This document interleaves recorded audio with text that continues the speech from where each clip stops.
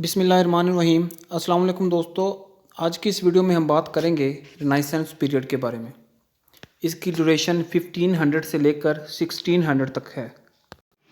आज की इस वीडियो में हम रिनाइसेंस पीरियड का इंट्रोडक्शन देखेंगे, रिनाइसेंस एज की करैक्टरिस्टिक्स, रिनाइसेंस ड्रामा के ऊपर बात करेंगे और इसके फेमस ड्रामाटिस्ट के बारे में भी बात करेंगे।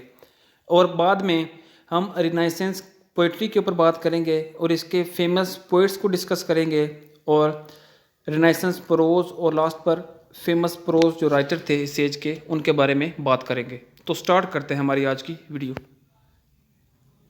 सबसे पहले हम देखते हैं इसका इंट्रोडक्शन।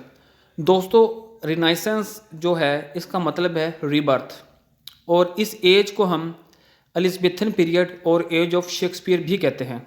दोस्तों, रिनाइसेंस सबसे पहले इटली में आया, स्पेशली आर्ट और आर्किटेक्चर में, और इसी दौरान यहाँ पर बहुत ज़्यादा डिस्कवरीज भी हुई ज़िंदगी के हर शोबे में। कोलंबस ने अमेरिका को दरियाफ्त किया, कोपरनिकस ने सोलर सिस्टम को, और इस वक्त दोस्तों प्रिंटिंग भी आ चुकी थी, बुक्स जो थी वो प्रिंट होना स्टार्ट हो गई थी।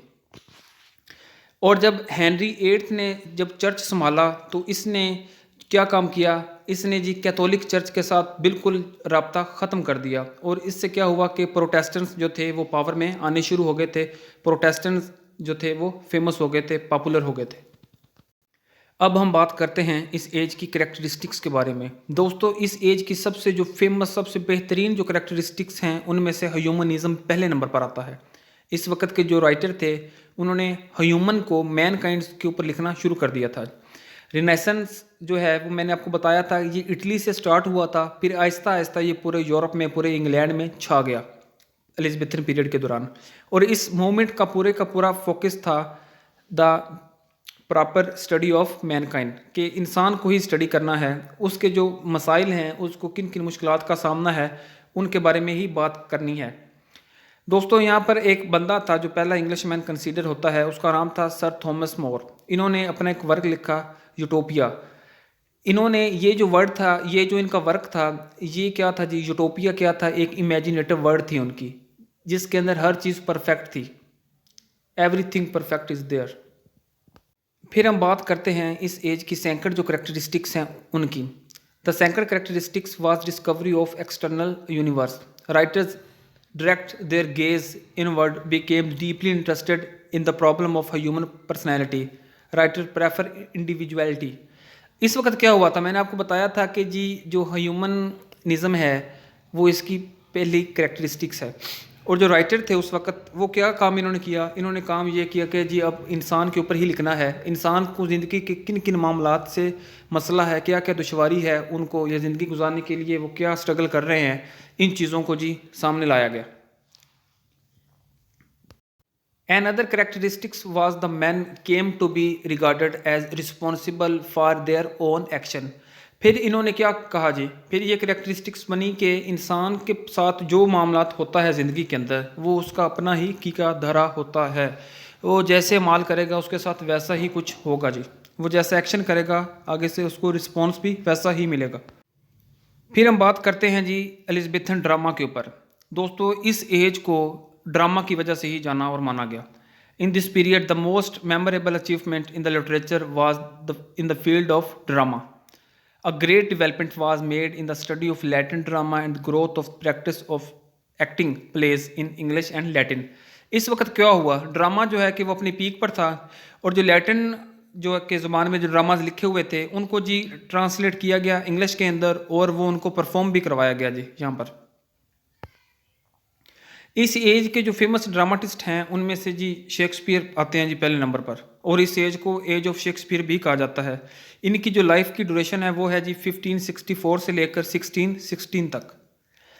शेक्सपियर जी एलिज़ाबेथन एज के जो ड्रामाटिस्ट थे उन सब में से ग्रेट कंसीडर किए जाते हैं, और इनके पास कोई प्रॉपर ट्रेनिंग और एजुकेशन नहीं थी, लेकिन ये बंदा बड़ा इमेजिनेटिव और क्रिएटिव माइंडेड बंदा था जी। ये इन्होंने नॉन ड्रामेटिक पोइट्री भी लिखी, इसके बाद इन्होंने 154 सोनेट्स लिखी, और इन्होंने तकरीबन 37 ड्रामास भी लिखे।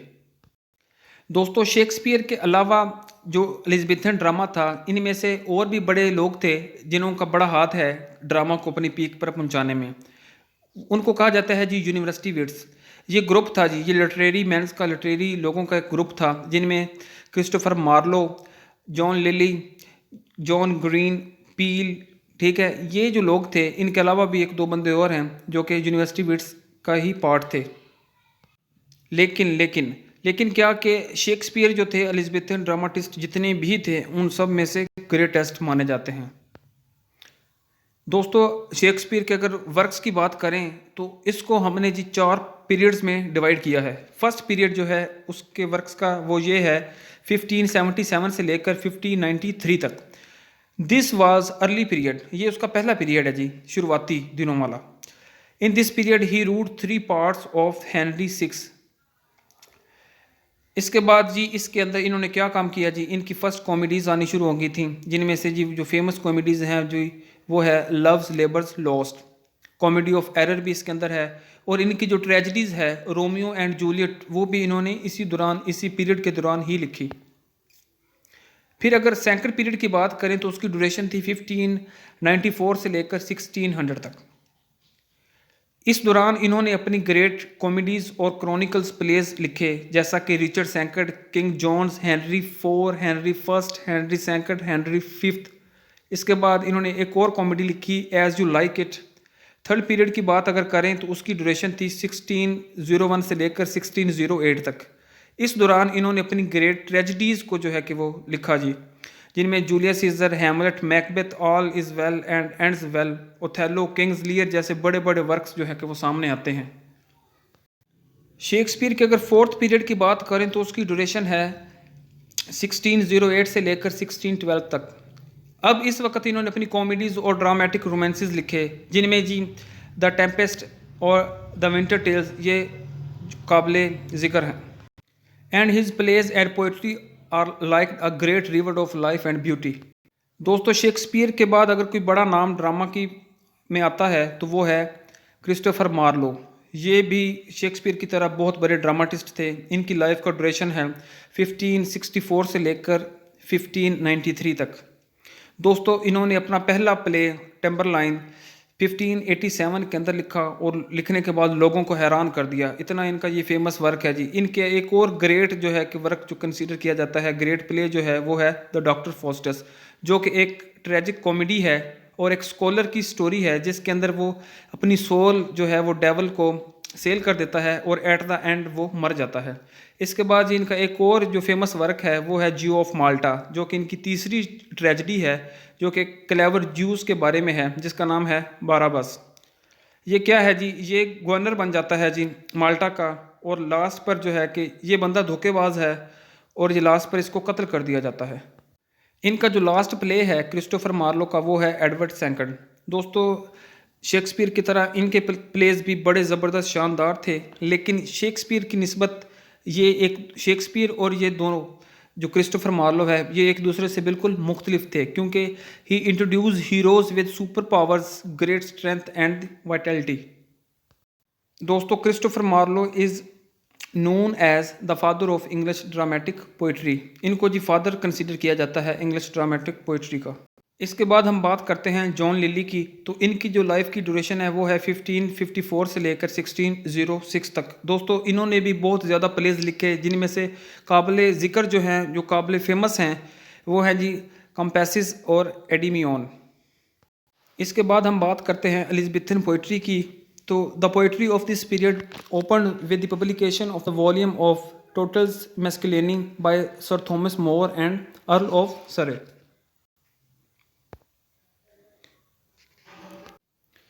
The rhyming scheme of the most sonnets in English, including Shakespeare, is generally AB, AB, BC, CD, CD, EF, EF, GG, और इसको जी एलिज़ाबेथन स्कीम भी कहा जाता है। इसके बाद हम बात करते हैं इस एज के फेमस पोइट्स की। तो उनमें से पहला नंबर आता है जी सर फिलिप सिडनी का, जिनका लाइफ का ड्यूरेशन है 1554 से लेकर 1586 तक। दोस्तों, ये भी एलिज़ाबेथन एज के ग्रेट पोइट्स और ग्रेट प्रोज राइटर्स में से एक हैं, और इनका जो फेमस वर्क है वो है जी फेरी क्वीन। इनका जो प्रोज वर्क है उनमें से आर्केडिया और द अपोलॉजी फॉर पोइट्री ये उनके फेमस वर्क्स हैं जी। और इनका एक और बड़ा फेमस वर्क है defence of poetry was also very famous. Sorry दोस्तों, मैंने आपको फेरी क्वीन जो है वो सर फिलिप सिडनी का बताया है, लेकिन सर फिलिप सिडनी का जो मेन वर्क है वो है डिफेंस ऑफ पोइट्री, आर्केडिया और apology for poetry. Faerie Queene जो है वो एडमंड स्पेंसर साहब का लिखा हुआ वर्क है। इसके बाद हम बात करते हैं एडमंड स्पेंसर की। इनकी लाइफ की जो ड्यूरेशन है वो है 1552 से लेकर 1599 तक, और ये भी एलिज़ाबेथन पोइट्री में इनका शुमार होता है। एलिज़ाबेथन के जो पोइट्स हैं उनमें इनका शुमार होता है। इनका जो बेहतरीन वर्क है वो है the Faerie Queene. The Faerie Queene written in the form of the allegory deals with the petty intrigue, corrupt dealing and clever manipulation of politicians in the court of queen Elizabeth.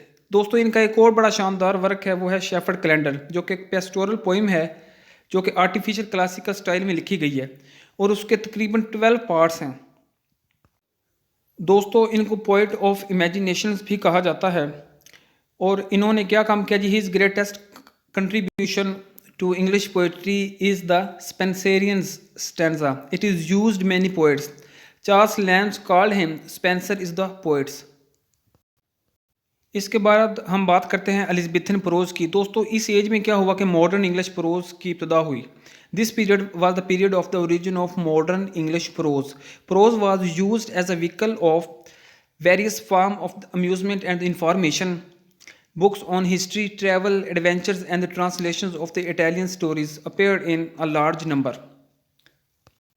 There were large number of prose writers. Only Sidney and Lilly made a solid contributions to English prose style. दोस्तों, इस वक्त क्या हुआ? इस वक्त ये हुआ कि मैंने आपको बताया था कि ये जो एज है इसके अंदर पोइट्री और प्रोज जो है कि वो ज़्यादा फेमस हो गई थी। ड्रामा के लिहाज से तो ये थी ही थी, लेकिन प्रोज भी जो है कि वो ज़्यादा फेमस थे। इस वक्त और भी लोग जो है कि वो प्रोज के अंदर कंट्रीब्यूशन कर रहे थे, लेकिन सर फिलिप सिडनी और जॉन लिली जो है कि इन्होंने अपना कंट्रीब्यूशन पोइट्री और प्रोज दोनों में बराबर बराबर किया। दोस्तों, इस एज के जो फेमस प्रोज राइटर्स हैं उनमें जॉन लिली आते हैं, जिसको हम पहले भी डिस्कस कर चुके हैं। इनकी जो लाइफ का ड्यूरेशन है वो है 1554 से लेकर 1600 तक। ये वो पहले प्रोज राइटर थे जिन्होंने प्रोज को इस तरीके से लिखा कि जिस तरह से वो एलिज़ाबेथन्स चाहते थे। The word euphuism became common description of an artificial style, जो कि इन्होंने ही प्रोड्यूस किया था। और क्या काम हुआ कि उस वक्त के जो एलिज़ाबेथन्स के जो लोग थे, एलिज़ाबेथन्स जितने भी थे, वो इस चीज़ को चाहते थे जो चीज़ इन्होंने लिखी। सर फिलिप सिडनी जो है कि इनका जो वर्क है Arcadia is the first English example prose pastoral romances which imitated by various English authors. दोस्तों, सर फिलिप सिडनी के बारे में मैंने पहले भी आपको बताया है कि ये इस एज के प्रोज और पोइट्री दोनों में इन्होंने जो है कि बराबर बराबर कंट्रीब्यूशन किया है। तो दोस्तों, आज की वीडियो में बस इतना ही। आई होप कि आपको यहाँ तक समझ लग गई होगी। तब तक के लिए अल्लाह हाफिज़। अब हमारी मुलाकात होगी हमारी अगली वीडियो में।